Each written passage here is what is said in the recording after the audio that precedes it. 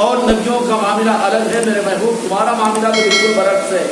تمہارا معاملہ یہ ہے کہ سب کو مجھے راضی کرنا پڑے گا، لیکن میرے محبوب تم تو وہ ہے، میرے محبوب ہو، میں تم کو راضی کروں گا اور راضی کرتا رہوں گا، اور جب تک راضی کرتا رہوں گا جب تک کہ تم مجھ سے راضی نہ ہو جائے۔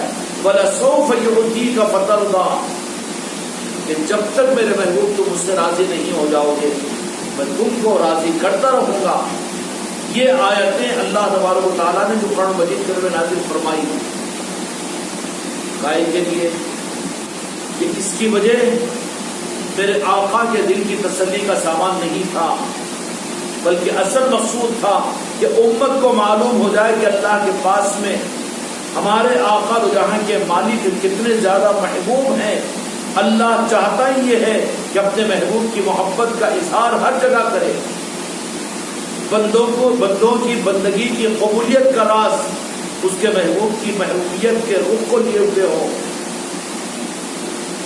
اس لیے اللہ تبارک و تعالیٰ نے عبودیت اور بندگی کے نظام کے معاملات میں بھی، حالانکہ عبادت صرف رب کی جائے گی، اس میں کسی اور کو داخل نہیں کیا جائے گا، شرک ہو جائے گا، لیکن تو یہاں کے مالک میرے آقا کی ذات الگ نہیں ہے رب کے ساتھ میں، اس لیے عبادتوں کے نظام میں بھی اپنے محبوب کو اپنے ساتھ رکھا، حتیٰ کہ اپنے محبوب کے اتنا ساتھ میں رکھنے کا اظہار فرمایا کہ بعد میں امت اس چکر میں نہ آ جائے کہ توحید کے جنون میں رسالت کو یہ نظر انداز نہ کر دے، جیسے زمانے میں عام فتنے چل رہے ہیں کہ اتنا عشق رسول کا اظہار کیوں ہونا چاہیے، اتنا درود و سلام کیوں ہونا چاہیے، اتنا میلاد کی محفلیں کیوں ہونی چاہیے۔ اس کے بجائے دین کی خدمت کرو، دین کو زندہ کرنے کی کوشش کرو، علم کو آگے بڑھاؤ، عبادتوں کو زندہ کرو، نمازوں کو زندہ کرو۔ نہیں، اصل چیز اگر نہیں ہے تو یہ سب کچھ منہ پر مار دیا جائے گا۔ اس سے پہلے اللہ کی شرط یہ ہے کہ تم میرے محبوب کے بنو تو تمہارا تھوڑا سا عمل بھی میرے پاس قابل قبول ہے۔ اگر میرے محبوب کی محبت کو چھوڑ کر منافقین جیسے بڑے اعمال بھی تمہارے پاس میں ہو، یزیدیوں جیسے بڑے کمالات بھی تمہارے پاس میں ہو، لیکن میرے پاس میں قابل قبول نہیں ہے، اس بات کو بتانے کے لیے اللہ تبارک و تعالیٰ نے قرآن مجید کے اندر میں بندوں کو سمجھانے کے لیے کہ میں اپنے محبوب سے کتنی محبت کرتا ہوں، اتنی محبت کہ محبت شروع بھی اپنے محبوب سے اللہ نے کیا اور ختم بھی نعرہ پاک مصطفیٰ پر اللہ نے کر دیا، اور آخر بات اللہ تبارک و تعالیٰ نے فرما دی کہ اے رب کے ڈھونڈنے والوں، اے مجھ کو تلاش کرنے والوں، مجھ کو تم پا نہیں سکتے، عرش پر میں تمہیں نہیں ملوں گا، نہ فرش پر ملوں گا، نہ مسجد میں ملوں گا، نہ مندروں میں ملوں گا، نہ کوئی اور جگہ تمہیں ملوں گا کہ تم میرا پتہ نہیں لے سکتے۔ اگر مجھے پانا ہو تو میرے محبوب کے پاس میں پالو، وہاں میں مل جاؤں گا۔ جو محبوب کا ہو گیا وہ میرا ہو گیا، جو میرے محبوب تمہارا نہیں وہ میرا نہیں، جو تمہارا ہے وہ میرا ہے۔ اللہ تبارک و تعالیٰ نے یہ اعلان کر دیا، کس بات کے لیے؟ کہ امت اگر اس رخ کو سمجھ جائے نا تو دین بہت آسان ہو جاتا ہے، امت کے لیے دین بہت آسان ہو جاتا ہے۔ دین کا حاصل، دین کی منزل خدا کی قسم صرف نعرہ پاک مصطفیٰ ہے، کوئی لمبی چوڑی تشریحات نہیں، کوئی لمبے چوڑے نظام نہیں، سارے دین کے ذریعے سے جو دین کی منزل مقرر ہوئی ہے وہ خوشنودی مصطفیٰ ہے۔ جس کو یہ رمز حاصل ہو گیا اسی کے لیے تو دین آسان ہے، اسی کے لیے تو اگر یہ منزل کسی کو اس کا احساس نہیں ہوا تو اس کے لیے دین بڑی مشکل چیز بن جاتی ہے، اور دین اس کے لیے بہت مشکل بن جاتا ہے۔ کتنی نزاکتیں ہیں دین کے اندر میں، ایک وضو کرو تو وضو کے اندر میں 36,000 سنتیں اور مستحبات کی رعایت کرنی پڑتی ہے، کتنا مشکل ہے۔ نماز پڑھو اس کے لیے کتنی شریعت کے مسائل، کتنے علم کی ضرورت ہے، لیکن منزل راستے ہیں، یہ سب منزل تو جہاں کے مالک میرے آقا کے نعرہ پاک ہے۔ اگر اللہ تبارک و تعالیٰ کسی کو دین کی منزل اگر دینا چاہتا ہے تو اسے اپنی زندگی اور اپنے دل کو نعرہ پاک مصطفیٰ کی محبت عطا کر دیتا ہے، اور جن کو یہ چیز مل جاتی ہے ان کے لیے پھر دین بہت آسان ہو جاتا ہے. بلکہ حقیقت یہ ہے کہ محبت میں جو عمل کرو اللہ اس کو دین بنا دے گا. کیا کرو؟ اللہ کا قانون ہے یہ. محبت کے بغیر حکم سمجھ کر کرو تو اللہ قبول نہیں کرے گا. میرے مصطفیٰ کی محبت کے بغیر اگر تم نماز بھی پڑھو گے، حج بھی کرو گے، جہاد بھی کرو گے اور عبادت بھی کرو گے، روزے بھی رکھو گے اور دنیا کے سب سے بڑے محدث بن جاؤ، مفسر بن جاؤ اور دنیا کے سب سے بڑے مبلغ بن جاؤ، لیکن اللہ تبارک و تعالیٰ اس کا وہ کوئی نظام اپنی بارگاہ میں قبول نہیں کرے گا اپنے محبوب کی محبت کے بغیر. کیونکہ رب کو مقصود ہی اپنے محبوب کی محبت ہے. وہ نہیں تو کوئی عمل قابل قبول نہیں. یہی ایک رخ نہیں ہے، یہ رخ بھی ادھورا رخ ہے. پھر حقیقی رخ کیا ہے کہ اللہ تبارک و تعالیٰ نے یہ قانون بنا دیا کہ جو میرے محبوب کی محبت میں جو کچھ کرو وہ میں تمہارے لیے دین بنا دوں گا. سمجھ میں آئی بات؟ میلاد مصطفیٰ کے مہینے کی آمد ہے. ہر ایمان والے کا، ہر کلمہ پڑھنے والے کا امتحان ہوگا. یہ 11 مہینے کے دین کی قبولیت کی سند اس میلاد مصطفیٰ کے مہینے میں مسلمانوں کو اور ایمان والوں کو مل جائے گی کہ اسلام والے مسلمان ہیں یا یہ مسلمان مومن بھی بنے ہیں کہ نہیں خدا کی نظر میں. اس کی سند یہ ربیع الاول کا مہینہ ہے امت کے لیے. کیا ہے؟ رمضان المبارک کا مہینہ مسلمانوں کی پہچان کا مہینہ ہے. محرم کا مہینہ حسینیوں کی پہچان اور مولا حسین اور جنت پاک سے محبت رکھنے والوں کی پہچان کا مہینہ ہے. سمجھ میں آ رہی بات؟ حج کا مہینہ عمل اور عبادت کرنے والوں کی پہچان کا مہینہ ہے. لیکن خدا کی قسم ربیع الاول کا منور مہینہ یہ مومن ہونے کی پہچان کا مہینہ ہے. اللہ تبارک و تعالیٰ کی طرف سے اس ربیع الاول کے مہینے کے اندر میں فہرست سے چھاڑ دی جائے گی کہ مسلمان کس لسٹ میں ہے اور مومن کس لسٹ میں ہے. رب العالمین کا معاملہ اپنے محبوب کے ساتھ میں اس درجے پر کہ پورے دین و شریعت کے اندر میں اگر محبت مصطفیٰ نہ ہو تو اللہ تبارک و تعالیٰ کے پاس کوئی عمل قابل قبول نہیں ہے. اس لیے ضروری ہے کہ سنت ہو، شریعت ہو. اس کے لیے ضروری ہے کہ محبت مصطفیٰ ہو اور آقا کی محبت میں دین پر چلنا یہ دین اور شریعت کی اصل جان اور روح ہے. لیکن میلاد مصطفیٰ کا مہینہ ایمان والوں کے ایمان کے ثبوت اور اظہار کا مہینہ ہے. اللہ تبارک و تعالیٰ تیاریاں کروانے کے آئے آسمان دنیا کے ملکوت اور اے آسمان دنیا کے مخلوق، تم دیکھو کہ میرے محبوب کے دنیا میں ولادت کے مہینے میں روئے زمین کے اوپر کتنے ہیں جن کے دل باغ باغ ہو جاتے ہیں اور میلاد کی خوشیوں سے لبریز ہو جاتے ہیں اور میرے مصطفیٰ کی آمد کی خوشیوں میں سرشار ہو جاتے ہیں. دنیا کے انسان اپنی اولادوں کے برتھ ڈے کی خوشیاں اور تیاریاں کرتے ہیں اور اپنی سالگرہوں کی تقریبات کا اہتمام کرتے ہیں. لیکن اے فرشتوں دیکھ لو، اے نورانی مخلوق دیکھ لو کہ روئے زمین پر تمہیں میرے محبوب بندوں کے پہچاننے میں مشکل نہیں ہوگی.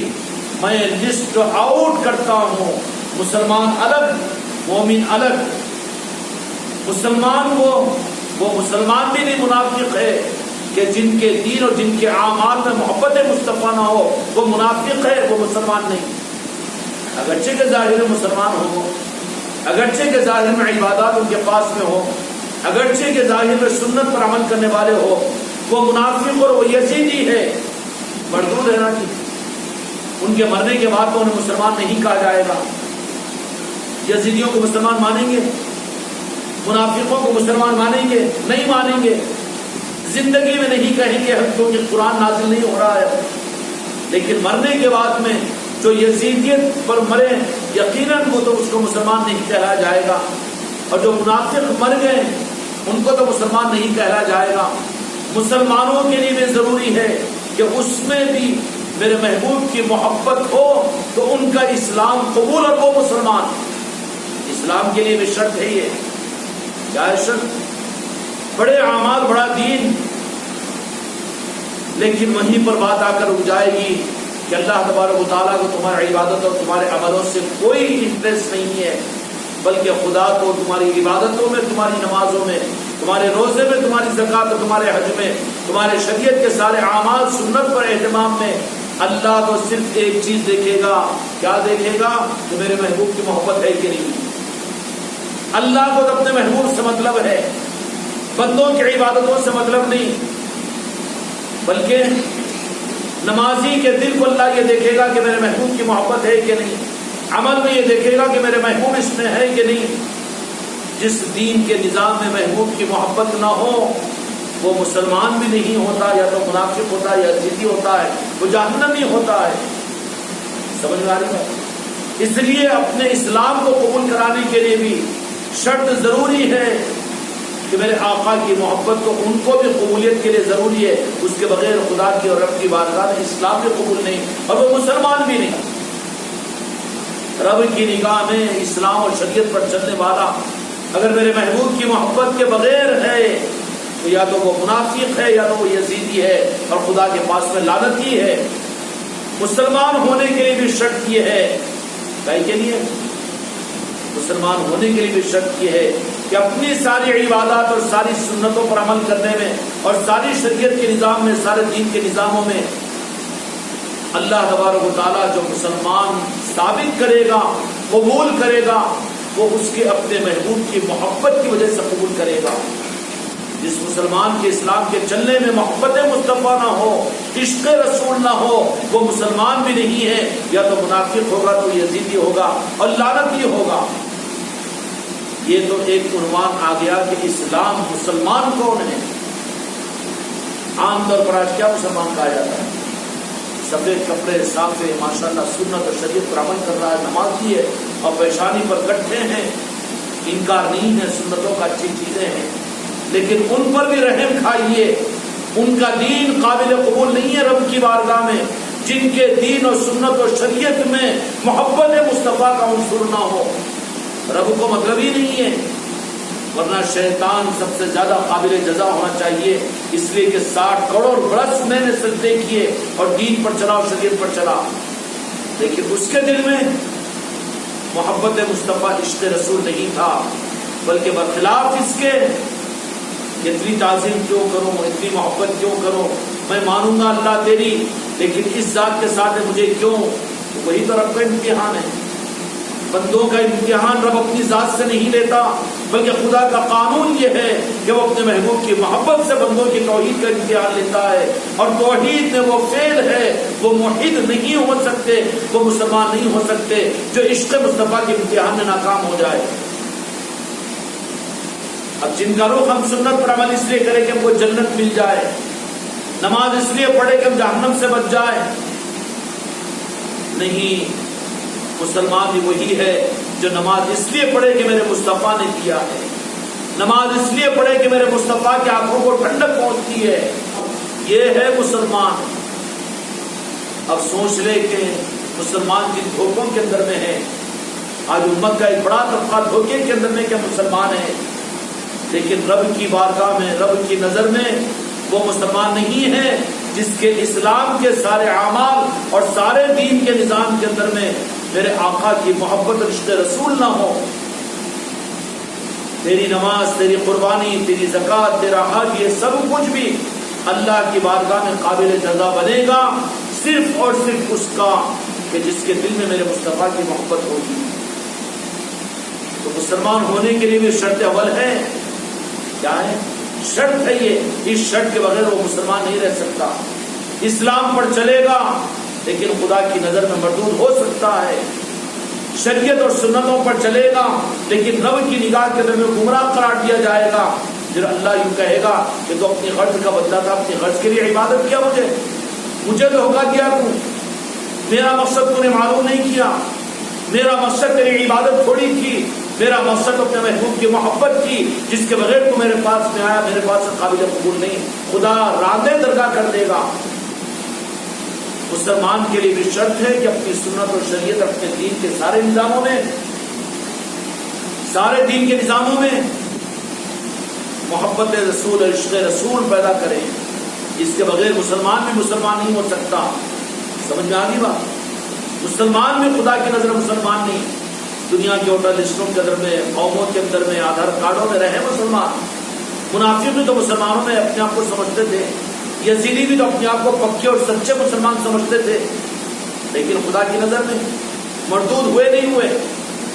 ایسے ہی میرے بچوں، ہم کو مسلمان ہونے کے لیے بھی اور کسی مسلمان کو بھی خدا کی نظر میں مسلمان کہلوانے کے لیے بھی ضروری ہے کہ ان کو بھی اپنے دل میں میرے مصطفیٰ کا عشق ہونا چاہیے، محبت میں دین پر چلنا چاہیے. اور محبت کے راستے میں غرض نہیں چلتی، وہ محبت نہیں کہلاتی جہاں پر غرض ہے. وہ محبت نہیں کہلاتی جہاں غرض ہے. محبت کے راستے میں غرض نہیں مانی جائے گی. وہ تو خود غرض ہو جائے گا، وہ محبت کہنے والا نہیں کرے گا، نہیں کہلایا جائے گا. سمجھ آ رہی بات؟ پیر سے آپ محبت کرتے ہیں لیکن غرض ہے، تو غرض والی محبت نہیں کہلائی جاتی، بلکہ غرض ہے، وہ ہے نہیں. لیڈروں کو بھی الیکشن کے زمانے میں بڑی محبت کے وہ ترانے گاتے ہیں، قوم کے ہم خادم ہیں، سب کچھ بھی ہے، لیکن قوم کو سمجھ میں آتا ہے نا کہ وہاں غرض ہے، محبت نہیں ہے. انہیں گاتے رہتا، انہیں روتے رہتا، اور لوگ ہنستے رہتے ہیں کہ الیکشن کے بعد میں یہ رلائے گا. اب رو رہا ہے، الیکشن کے بعد جب آ جائے گا تو دوسروں کو رلائے گا. ہوگا کہ نہیں ہوگا؟ محبت میں غرض نہیں ہوتی. جب دنیا کے ناپاک محبتوں کے نظاموں میں غرض ہو جائے تو محبت نہیں رہتی. اللہ تبارک و تعالیٰ بھی میرے آقا کی محبت کی ڈگری وہ مسلمان کو دیتے ہی نہیں ہے میرے محبوب کی، کہ جس میرے مصطفیٰ کی محبت کے راستے پر کوئی غرض ہو. اے مسلمانوں، غرض کے اس غلاظت کو نکال کر پھینک دو. نماز پڑھ رہے ہو تم جنت کے لیے، نماز پڑھ رہے ہو جہنم کے بچنے کے لیے، نماز پڑھ رہے ہو اپنی دنیا کے بنانے کے لیے، اور نماز پڑھ رہے لوگوں میں نمازی کہلوانے کے لیے، اور دین پر چل رہے ہیں لوگوں میں اپنے آپ کو مسلمان کہلوانے کے لیے. یہ تمہاری بیجا غرض ہے. اس غرض کو نکالو اور ٹوٹ کر بے غرض کے محبت پیدا کرو میرے محبوب کو، کہ میں نماز پڑھ رہا ہوں اس لیے کہ اس سے میرے محبوب راضی ہوتے اور خوش ہوتے ہیں. میری نماز میرے مصطفیٰ کی آنکھوں کی ٹھنڈک کا سامان بنے گی، تب یہ مسلمان ہے. مسلمان کی نماز محبت رسول کے لیے ہو، مسلمان کا حج محبت رسول کے لیے ہو، اور مسلمانوں کی زکوٰۃ میرے آقا کی محبت اور خوشنودی کے لیے ہو، اور مسلمانوں کے روزے وہ بھی صرف میرے آقا کی خوشنودی اور میرے آقا کی محبت کے لیے ہو، تو عمل خدا کی بارگاہ میں قابل قبول ہے، ورنہ مردود ہے. یہ تو اسلام ہے، مسلمان ہے. اب اس سے آگے بڑھو تو پھر نمبر آئے گا اعلیٰ درجے میں خدا کے پاس سے مومنین کا آئے گا. یا ایھا الذین آمنوا وآمنوا، آمنو فرمایا کہ ایمان والو، جو تم کہتے نا ہم مسلمان ہیں، آمنو وآمنو، نہیں، تمہارا اپنے کو مومن سمجھ لینا کافی نہیں ہے، بلکہ ضرورت ہے کہ تم میری مرضی کے مطابق میں ایمان والے بنو. یا اللہ تیری مرضی کے مطابق میں ایمان والے بنے، اس کا مطلب کیا ہے؟ تو اللہ تبارک و تعالیٰ پھر یہ کہے گا کہ تمہارے دین کا رخ اگر میرے محبوب کی محبت سے گزر رہا تو تم مسلمان ہیں. اس سے آگے اگر تم میرے مومن بندے بننا چاہتے ہو، ایمان والے بندے بننا چاہتے ہو، تو اب سب کچھ کے علاوہ صرف ایک رخ خدا کا ملے گا، اور خدا ایک ہی حکم دے گا کہ میرے محبوب کی مسکراہٹ پر کی جان دینا سیکھ لو. تمہاری کوئی منزل نہیں، جنت کو کر بازو، جہنم کے خوف سے نکل دور، اور سب کچھ سے اوپر اٹھ کر کہے کہ یا رسول اللہ آپ کی مسکراہٹ ہو میری آخری سانس ہو. میری کوئی خواہش نہیں، اپنی جان، اپنے مال، اپنے آل اولاد، اپنے بیوی بچے، اپنے چاہت اور اپنے سانسوں سے زیادہ میرے آقا سے جو محبت کرے گا وہ مومن بنے گا. دھوکے میں نہیں رہنا دوسروں کو تانے مار کر تو ماشاءاللہ ہم بھی تو مومن ہیں. مومن کھیل تماشا نہیں ہے. مومن تو وہ ہے جو اپنی زندگی سے زیادہ میرے محبوب کی خوشنودی کے لیے اپنی موت کو پسند کرتا ہو. اگر وہاں پر میرے مصطفیٰ کی خوشنودی کو اگر عنوان بنائے تو پھر اللہ تبارک و تعالیٰ کی نگاہ کے اندر میں وہ چیز دین بن جائے گی. یہ تو ہو گیا اسلام کی تشریح. اب مومن بننے کے لیے مومن کیا ہے؟ اسلام کے ثبوت کے لیے پہلے پارے سے لے کر 30 پارے مکمل شریعت کے نظام کے مطابق میں، اور ساری شریعت کا نظام دین کا، ساری سنت اور شریعت، نماز، روزہ، زکوٰۃ اور حج، اور دین کا حلال حلال، حرام حرام، یہ سب کچھ بھی شرائط ہے مسلمان بننے کے لیے. لیکن قربان جائے رب العالمین کے، اللہ نے آسان کر دیا مومن بننا بنسبت مسلمان بننے کے.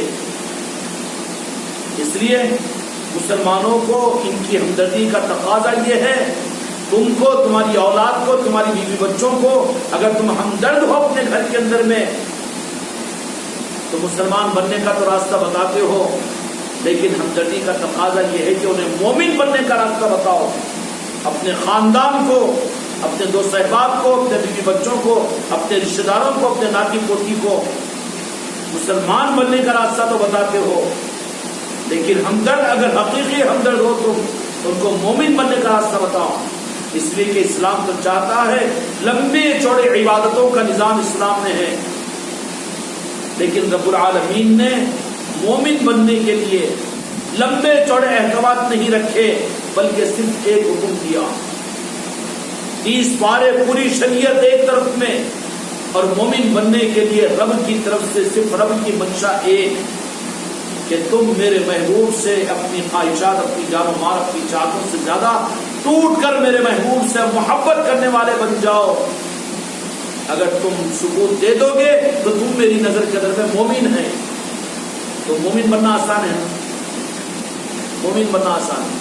پیچیدگیوں کی بات ہی نہیں ہے یہاں پر پھر اسلام کو معلوم کرنے کے لیے اسلام کے سپاہیوں کے پاس جانا پڑے گا، معلوم کرنا پڑے گا، علماء کے پاس جانا پڑے گا.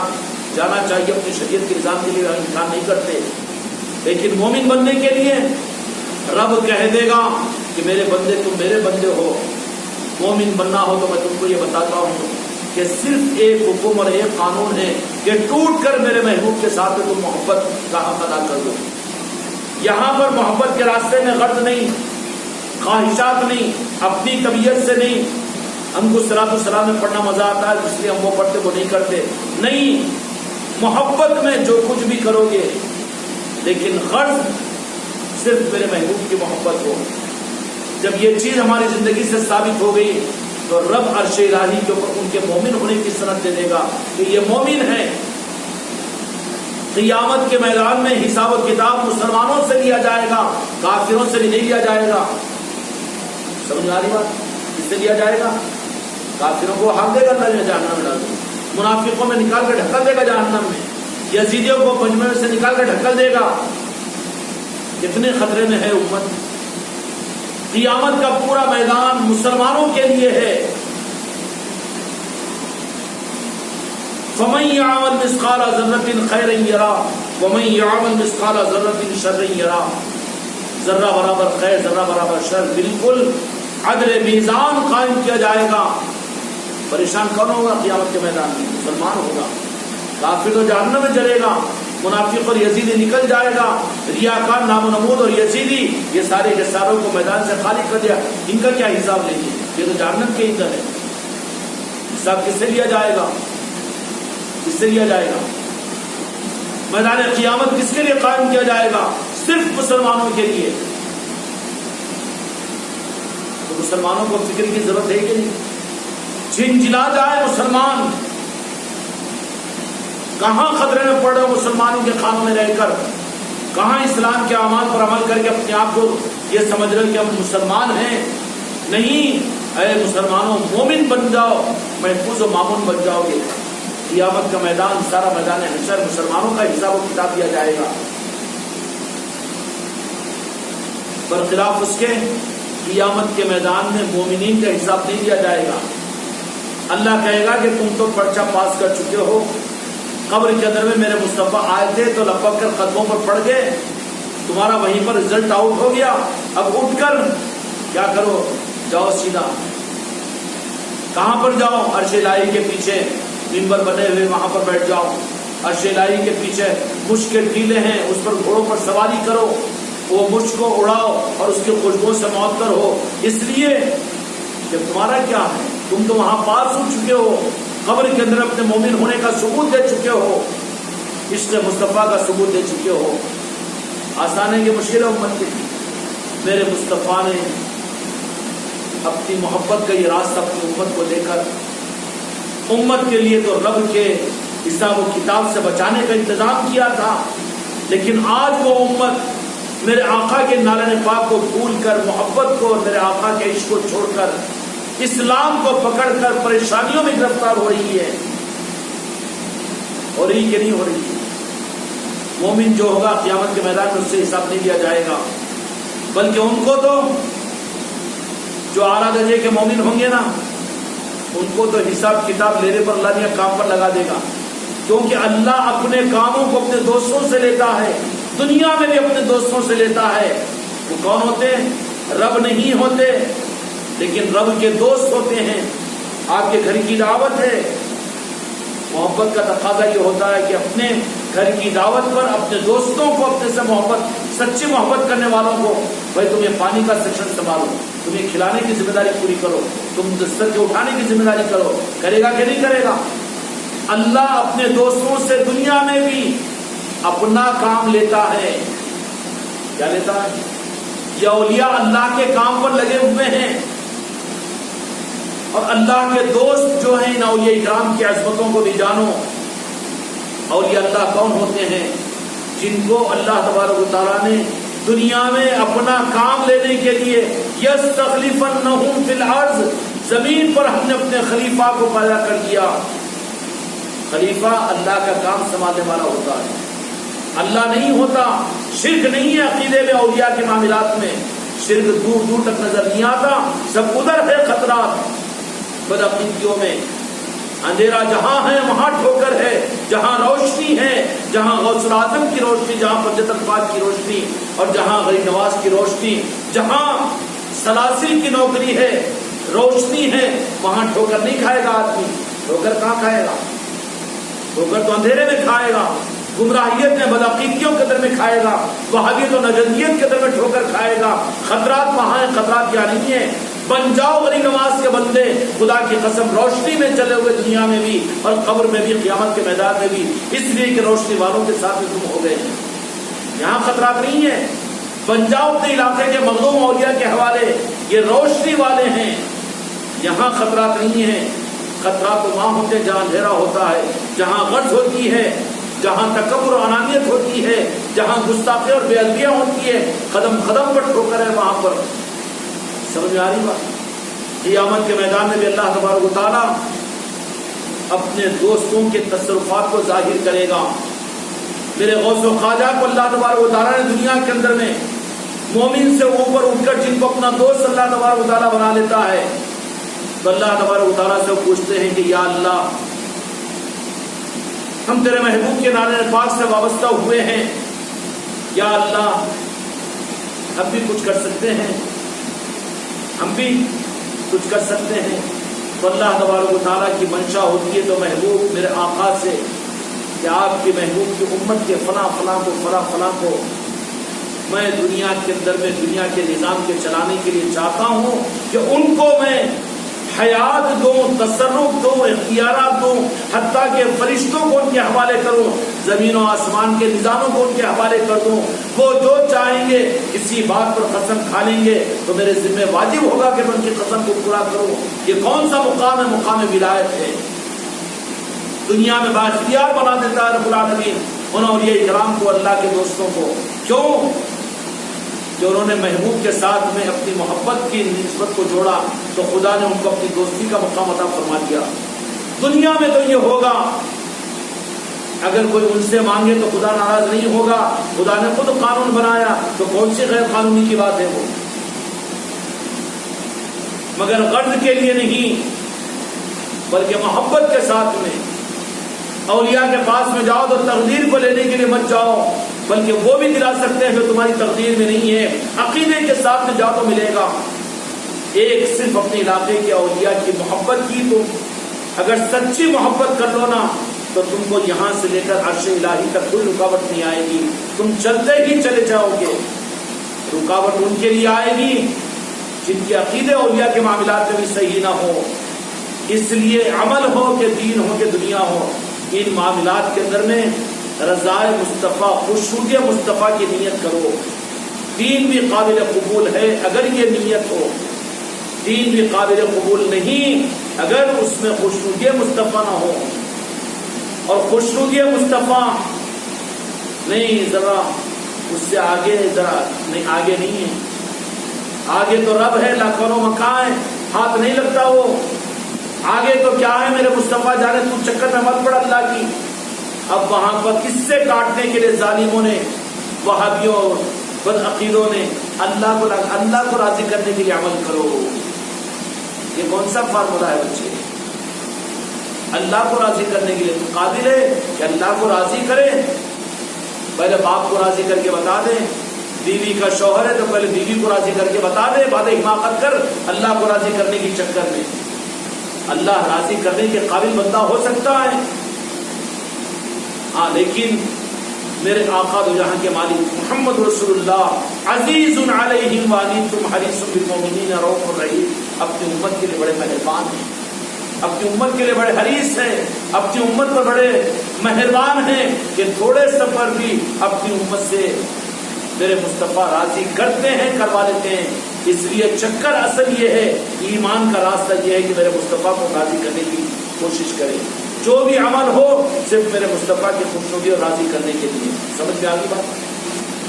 मेरे महबूब तो उम्मती हो, अगर ईमान वाले बनना हो तो मेरे महबूब की मोहब्बत में तुम आज़ाद हो।